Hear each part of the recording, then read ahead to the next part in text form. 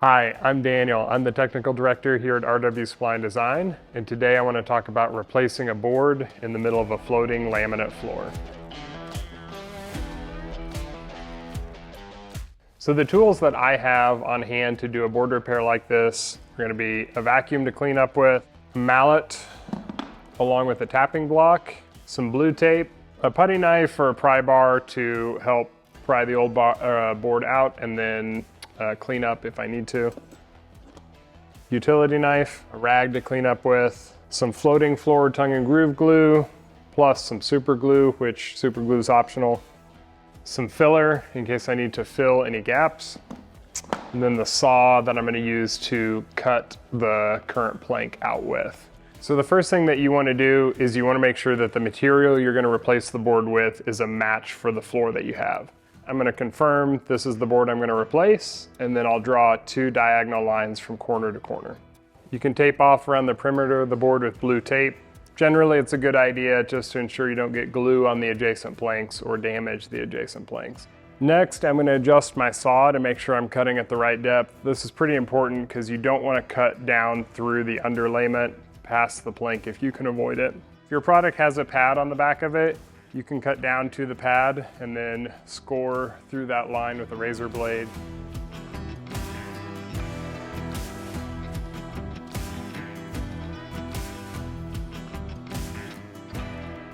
Now I'm going to use a pry bar or a putty knife to pry up each of the 4 sides, making sure I angle them up before I pull them out so I don't damage the locking mechanism on any of the 4 sides. So when you do this, if you pry them up, your corners should break just naturally. I want to come up and out, and I'm going to do that on opposing sides first. Doesn't matter really if you do the long or the short side. Once I have those out, I'll be able to disengage all 4 sides. I'm going to go through and clean up any debris and then also use my vacuum to clean up any dust in the hole or in the locking mechanisms. One thing you can do that's optional but I find is best practice, depending on how big the room is, if you can separate the planks in your row to fit the new planks without modifying the end joints, it makes for a better, cleaner replacement. And to do that, I have a pull bar that I usually put on one wall and then punch the floor down. I put the pull bar in first so that I don't lose my gap and make it even harder to pull this row back into the new plank. So now we're going to have to modify our new board to fit into the hole that we made. In order to do that, we want to preserve the part of the plank that goes under on the locking mechanism, and we're going to shave off the small little bit of locking mechanism that goes over. We might have to modify the ends depending on whether we were able to push apart the planks on the ends of the hole that we made. If we're able to push those apart, we should be able to slip the new plank in without modification. If we're unable to push those apart, we're going to have to shave off the end locking mechanism until it's just flush with the board face. The key is I don't want to cut into the face of the plank, and I don't want to cut above the watertight portion of the locking mechanism.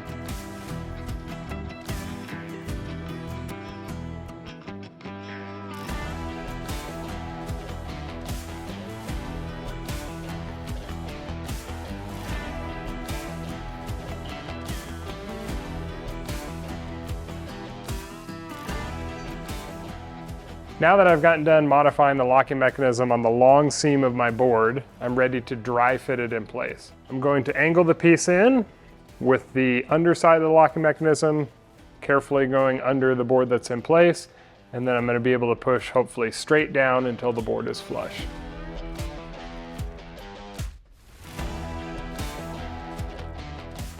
So now that I can see that that will fit in place, I need to carefully take it out. I can do that with the side seam here.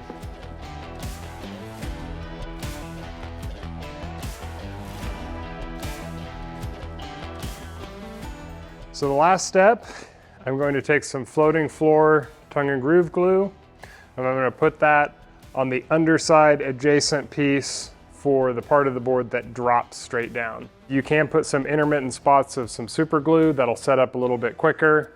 Super glue is not going to be strong enough to hold the board, so I definitely want to use floating floor glue. However, it will allow me to press the board down, hold it for about 30 seconds, and then leave that without putting weights on the board. So this plank, we'll go ahead and seat it in.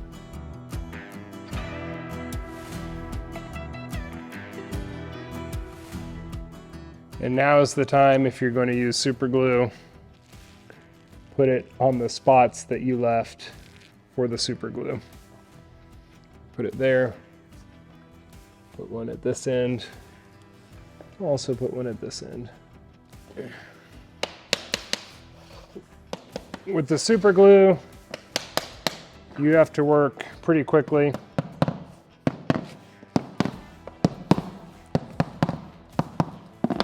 You also have to hold the plank in place. If you're working on multiple planks at the same time, if you don't have super glue or you just can't hold all of the plank edge down at any one time, you can put weights along that edge until the glue is cured. I'm going to pull the tape around the edge and make sure that I have a tight seam. If I don't have a tight seam or if I have a slight gap anywhere, I'm going to take some matching filler and I'm going to put it in that gap and then wipe off the excess just to make sure I maintain the water tightness of my floor. So there you go. That's how you replace a single board in the middle of a floating laminate floor that's got a locking mechanism. If you have any questions, don't hesitate to put those below in the comments, and don't forget to like and subscribe.